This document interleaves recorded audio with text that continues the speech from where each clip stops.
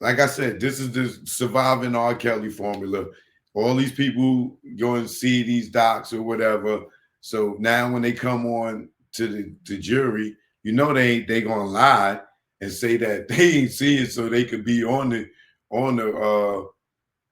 a celebrity jury panel. You know what I'm saying? And it's just gonna get really, really crazy.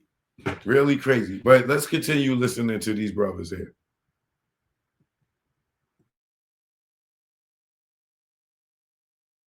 And now they come into this trial not only with the allegations that are made against him in the indictment, but the idea that he might have been a party to a murder. And so it's dangerous for the defense just in terms of jury selection. And this is going to be something that they're going to have to use in jury selection to see if anybody's watched these documentaries, listen to them. And these will be jurors they're going to have to strike, as they try to prepare for this trial. Can I If you're a business owner, then animated explainer videos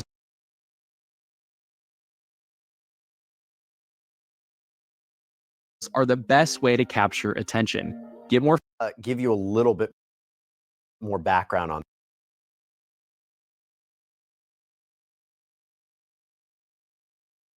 this to why I think this is an interesting that's coming out here. Because first of all, you mentioned, what did Gene Deal say in the past? Well, Gene Deal apparently said back in 2003 on the Art of Dialogue show, wasn't no drive-by. The car was standing there at the corner. The stories they tell is not truthful. He previously told Vlad TV, and apparently this is backed up by an FBI investigation file that was obtained by The Sun back in 2018, and that it's possible Combs was the intended target. That's radically different than what we're saying now, that Sean Combs was the intended target that night. Yeah. You see? Thank you, Jesse. Thank you, Jesse. Thank you. Thank you. See, he can lie to the stupid people on his channel, and then the stupid people in the comments are, oh, Gene's story never changes.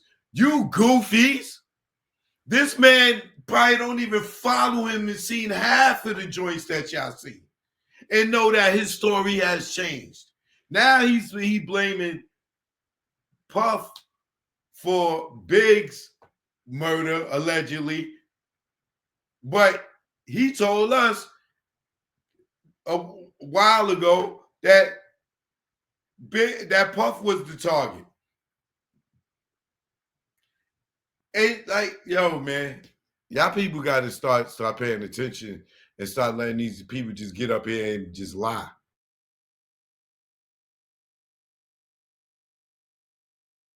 It's night and day. I mean, and that's really my point. I mean, you're reinventing history at some point. Before you know it, we're going to get. I think that if he was old enough, they might try and put him on the grassy knoll, Jess. I just think at some point in time, someone is going to cry on one of these things, and this might be the time. I mean, here's a situation. Oh, hold on, buddy. I've been calling for a long time with Gene Squill. We mean somebody's gonna call. He said bullish. Somebody's gonna call bullish. They beeped it out. I've been calling bullish on it. This is why I'm featuring y'all on my channel right now, because somebody has finally came that is not a part of the urban community, that doesn't have a dog in this fight, to tell y'all that Gene Squill is full of crap. Period. It's night and day. I'll be sure you might want to remix it. Gene is out here telling stories that's night and day. Night and day, night and day. He can tell a lie.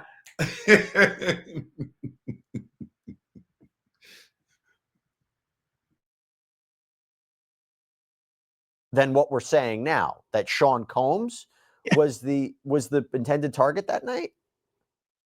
Yeah, it's night and day. I mean, and that's really my point. I mean, you're reinventing history at some point. You know, before you know it, we're going to get. You know, I think that if he was old enough, they might try and put him on the grassy knoll, Jess. I just think at some point in time, you know, someone is going to cry on one of these things, and this might be the time. I mean, here's a situation where he goes from a potential target in a drive-by shooting to now a culprit in the murder. It's troublesome if I'm putting myself in the shoes of his lawyer, because I am worried now that all of this is just this avalanche of publicity, all negative, nothing positive, that you got to deal with in addition to the facts of your case. Well, I would counter that by saying this. Look, there's no evidence to suggest that Sean Combs was involved in the death of Biggie. And I would, but, and I'm going to read something in a minute from Rolling Stone article.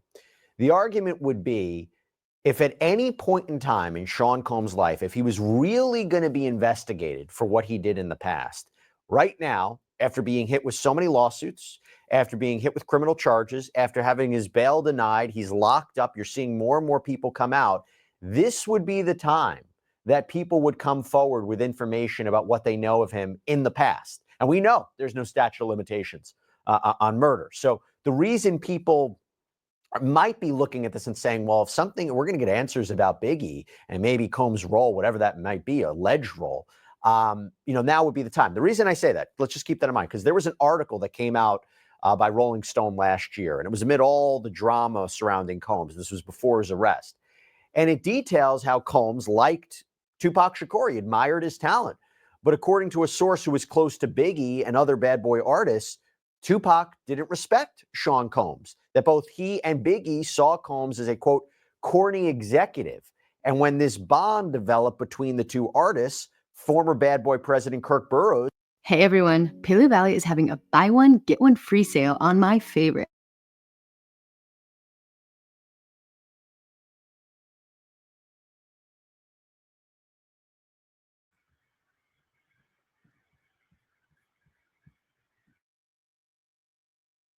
Became jealous.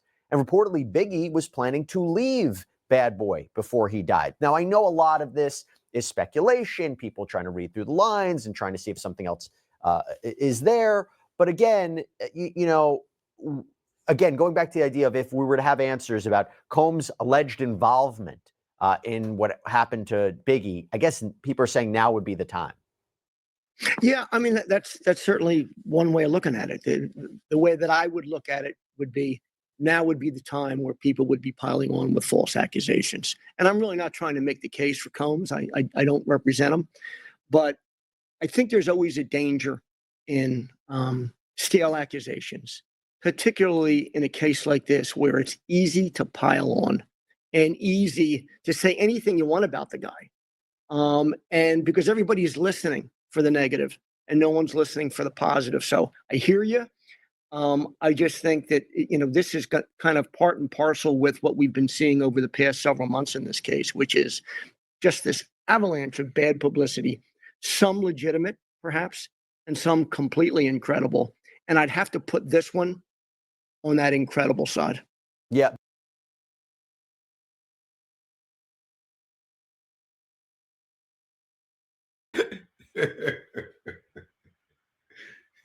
Gee, Skrill, you made it to the Incredibles. You a character on the Incredibles now. He is down with the Incredibles.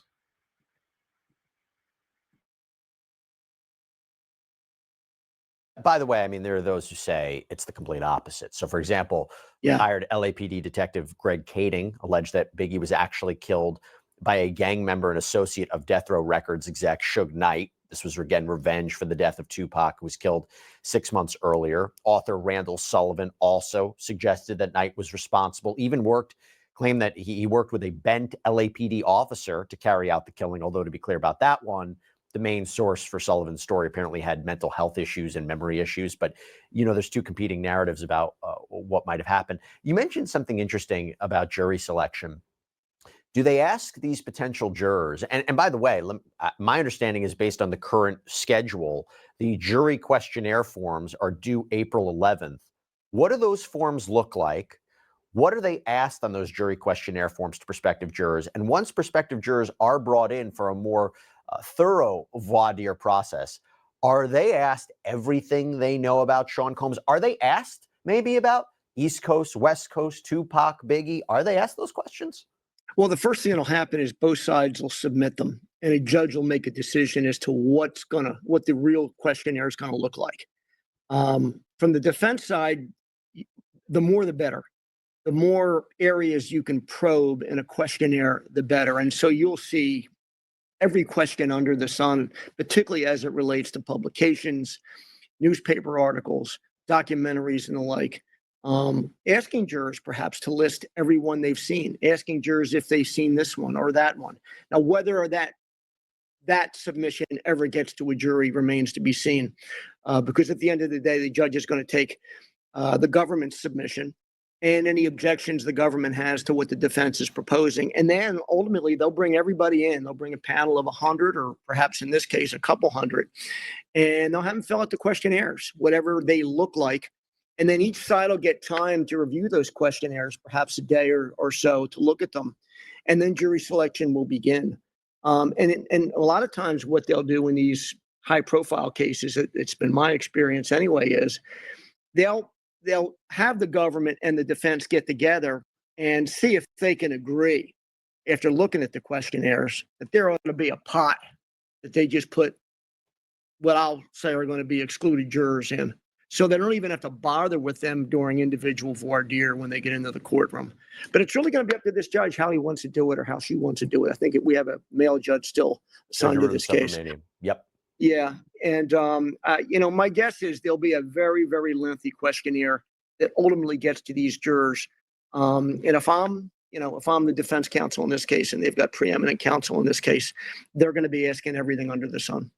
There were allegations in this indictment, and also specified in a lot of the lawsuits, that Sean Combs is essentially a gangster, right? That he's operating a criminal enterprise, that it involves guns, and there are these beefs that he has with other people. So I'm curious to see if anything like Suge Knight or Tupac or Biggie comes into the course of the trial. What I do have a question, and I think it's important for you to clear it up here.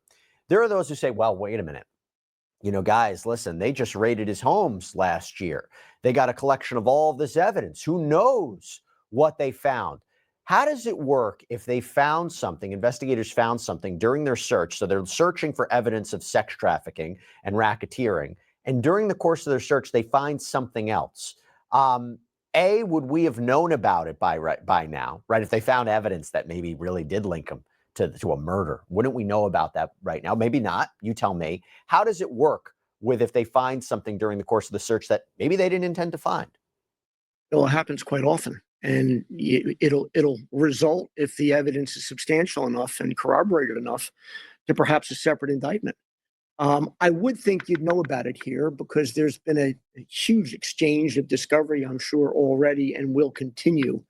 And unless there is some effort made by the government to seal certain evidence, because it's not part of this indictment and it wouldn't be part of any defense strategy, but it might be the subject of a new grand jury that's going on somewhere, you might not see it. And I'm not saying that happened here, but every now and then they'll go looking for, thefts and all kinds of other crimes, and they'll find something that leads to something much larger. And perhaps it could even be a homicide.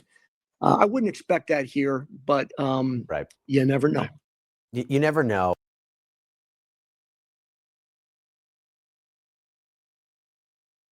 Well, I'm going to say I disagree with them as far as, but they did say, well, you never know.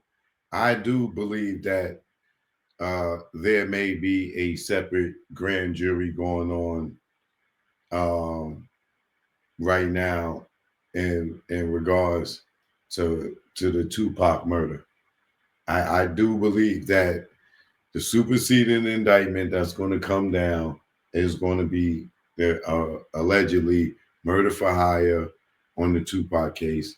And the way that Gene is talking now in this new documentary, he's making me feel like that allegedly he has immunity and he already has either given Diddy up for the Tupac or the Biggie or both. But the way he's talking now, like this is why Jesse Weber's like, what is Gene talking about? Like, is before he said, you know, Diddy was the main target. Now he's saying that Diddy may have allegedly have involvement in Big getting killed. Which one is it? Right now, for me, I'm starting to believe that I ain't gonna say starting to believe because I always felt like it was Puff that got Big killed allegedly just by taking his ass over there. Because everybody else in the world felt like it was a bad idea. But this nigga seemed like it was a good idea. You know what I'm saying? And then I gave y'all all my reasons, you know, leading back to Quad all the way. I'm not going to go through the whole rundown again. But, you know, from it, you know, him finding out that Big was writing for Little Kim, Gene telling Diddy that in LA arguing. Remember, he said they wasn't around each other since that argument. And then 3 days later, Big was dead. You know what I'm saying? But I, in my opinion, allegedly believe that being that Big was mad at Gene, and Gene was mad at Big allegedly, and told on Big to Puff that Big that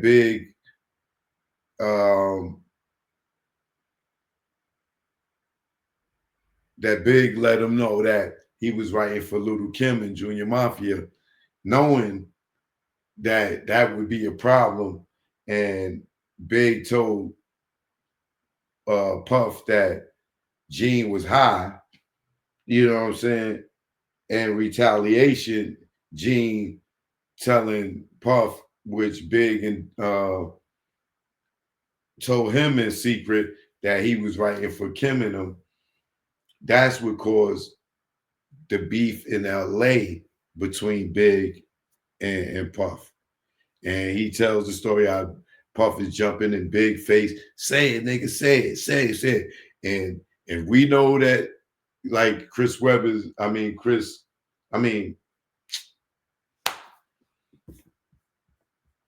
Jesse was, I'm saying Chris Webber, I'm thinking Chris Webber.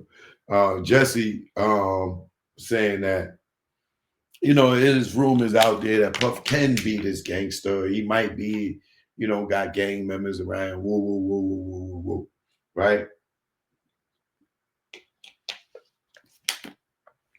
But to me, now Gene is trying to insinuate